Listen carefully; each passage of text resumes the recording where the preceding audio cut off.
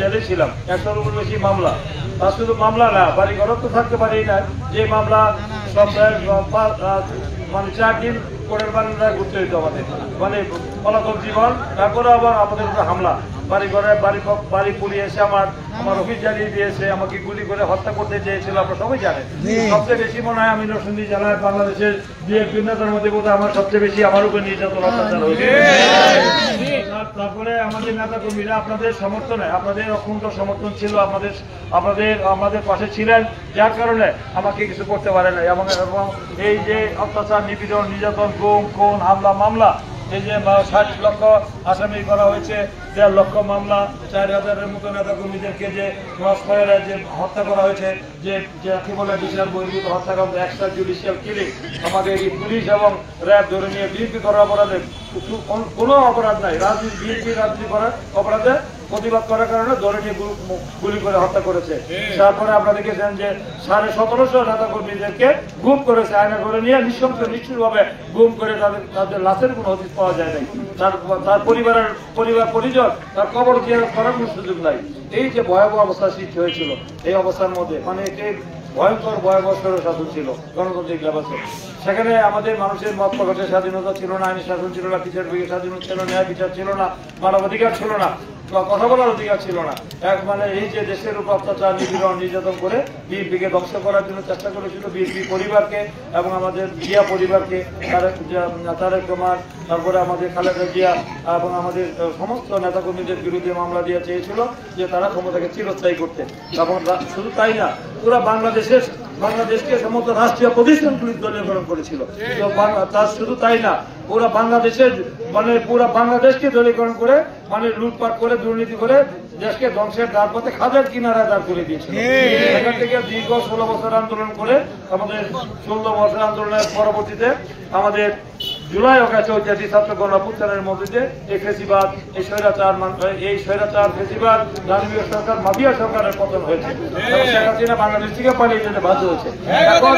এখন আমাদের অন্তর্বর্তীকালীন সরকার, আমাদের এই অন্তর্বর্তীকালীন সরকার, ইন্টারিম গভর্নমেন্ট এবং আমাদের ইন্টারিম গভর্নমেন্ট, আমাদের আজকে ডক্টর মোহাম্মদ ইউনূস, তিনি আমাদের এই দেশ পরিচালনা করছেন, তিনি এখন দায়িত্বে আছেন এবং আমাদের প্রধান উপদেষ্টা হিসেবে দায়িত্ব পালন করছেন। এবং তার অধীনে আগামী দিনে নির্বাচন হবে। আমরা জানেন যে অবাধ, সুষ্ঠু, নিরপেক্ষ নির্বাচন হবে। সেই নির্বাচনে আপনারা দীর্ঘ 16 বছর কি আপনারা আপনাদের এই যে নির্বাচন আমলি করেছে, আপনারা কি ভোট কেন্দ্রে যেতে পেরেছেন? পছন্দের প্রার্থীকে ভোট দিতে পেরেছেন? 2008-এ নির্বাচন হয়েছে, 55-57 নির্বাচন, শখের নির্বাচন।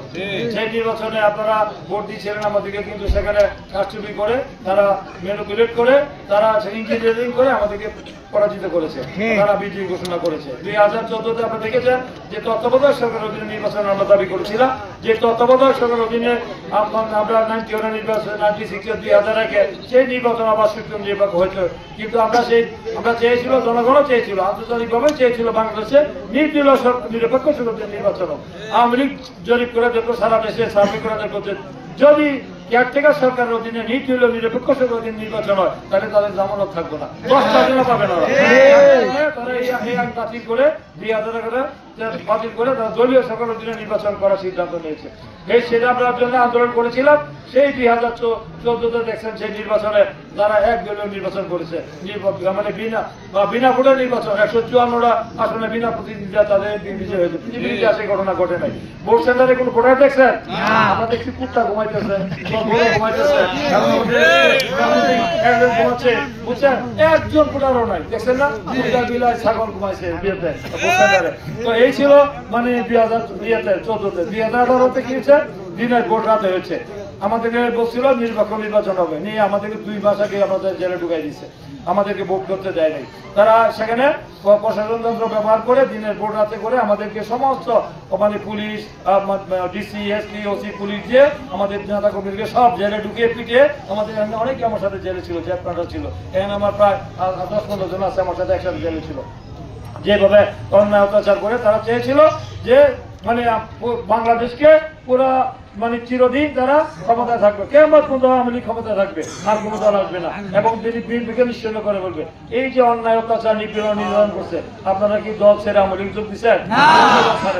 এই যে আপনাদের কারণেই কিন্তু এই যে জনগণ যে মানে এই রাষ্ট্রের মালিক